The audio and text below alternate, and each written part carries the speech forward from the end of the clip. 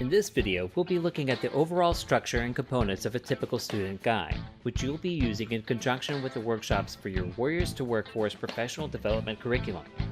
We'll take as our main example the student guide titled Professional Courtesy and Conduct, which is one of the first student guides you'll be working with and the topic of your first in-person workshop after the orientation.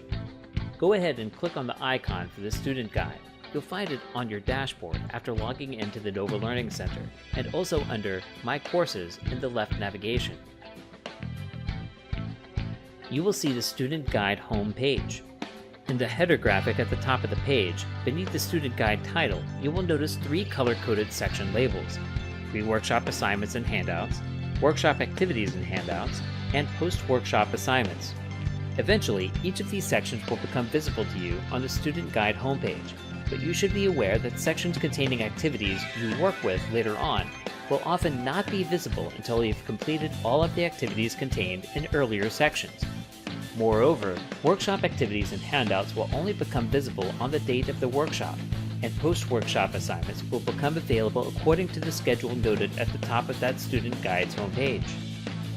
In general, pre-workshop assignments and handouts are intended to help you get oriented to and begin exploring the key concepts that will be covered in the workshop associated with that student guide. You will be expected to view the handouts, become familiar with their contents, and work through the activities in this section before coming to the in-person workshop. In some cases, you will be directed to print out the answers you have generated from certain pre-workshop activities, or to print out certain handouts. These activities, and all activities contained in the student guide, are a mandatory part of the professional development curriculum. Workshop activities and handouts, by contrast, are intended to support learning activities within the workshop itself. Here, you will be accessing your student guides by way of computers within the workshop classroom. In the case of Professional Courtesy and Conduct, we can see that the only content in this workshop section of the guide is a set of handouts illustrating best practices for dressing professionally in the workplace. We will be accessing and studying these illustrations during the workshop, but in many student guides, you will also find activities that you and other students will work through during the workshop, either individually or in groups. In some cases, you will be asked to print out the answers you have generated by working through these activities.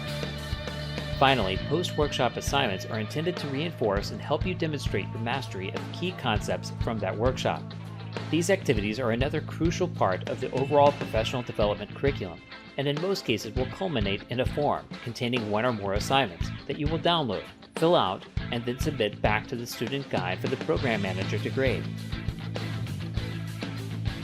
This wraps up our tour of the overall structure of a typical student guide.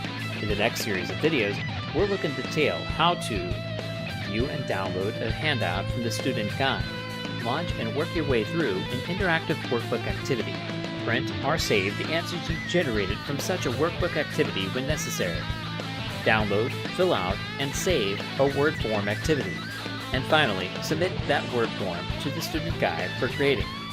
Thanks for watching. See you in the next video.